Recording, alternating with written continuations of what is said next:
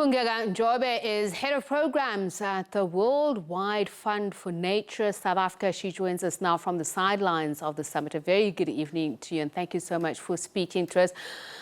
Let's first start with the main purpose or strategic importance of the summit. Thank you very much to your listeners and your viewers.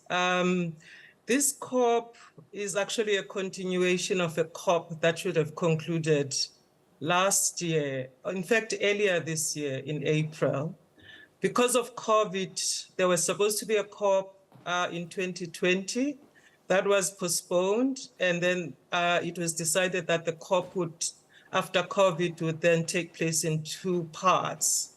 And that COP took place in Kunming, some of it virtually.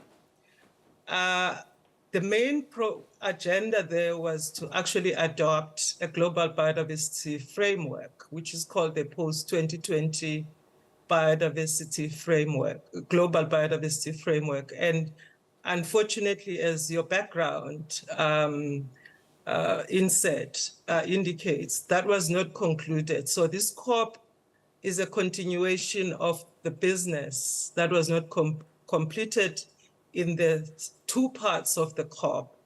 There was a working group established to negotiate, and that working group met just a few days before the opening of this reconvened COP. It's taking to the COP, in fact, a still heavily bracketed text of the global biodiversity framework, which means that there's still a long way to agree, but there's also hope. And what are some of the stickler points that you're failing to reach consensus on in the envisaged global biodiversity program or framework? So the framework, I think, just hearing all the delegates you talked to on the sidelines, but also the interventions made in the plenary today, and also the statements made by politicians, including the Prime Minister of Canada yesterday, I think there's agreement that there's a need for an ambitious global biodiversity framework. The key now is, what does that translate to? What does ambition translate to? Many are a bit hesitant about the targets that are being set. There was a mention of the 30 by 30, in other words, 30% of the land surface, including inland waters, as well as 30% of the oceans are globally being under protection. And this needs to happen by 2030.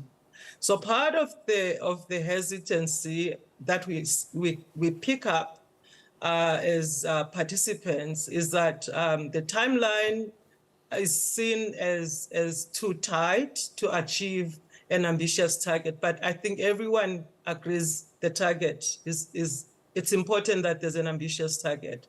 Tied to that, in fact, fundamentally, it's the timeline, but also the resources to achieve that target, particularly by developing countries. A big contentious issue is how we're going to finance this kind of a target.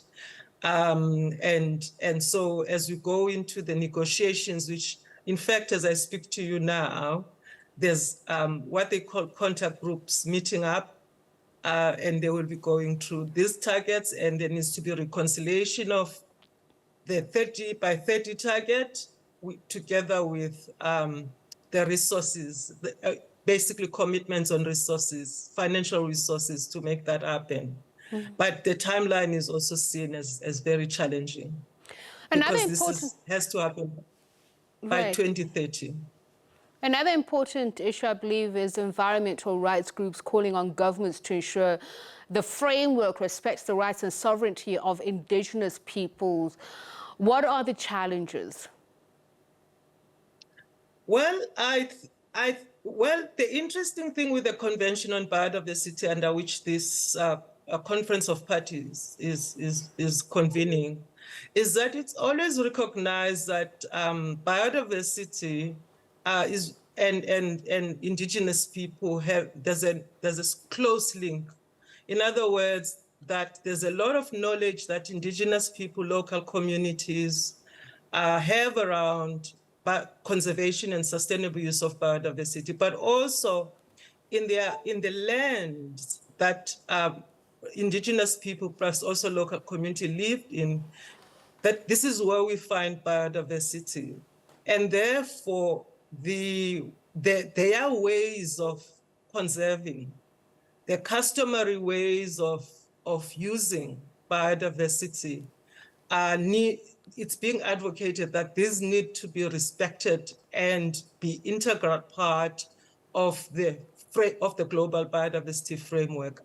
It is pleasing to say that already there's been movement on that side of things. In other words, that many of the parties who are negotiating are agreeing on the need to recognize rights of indigenous people and local communities.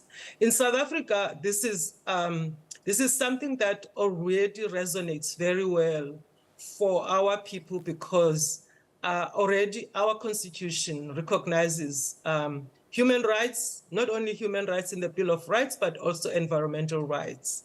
But also the draft white paper on biodiversity is also advocating for more inclusive and equitable participation of local communities, particularly those who live next to areas where you find richness of nature, including protected areas.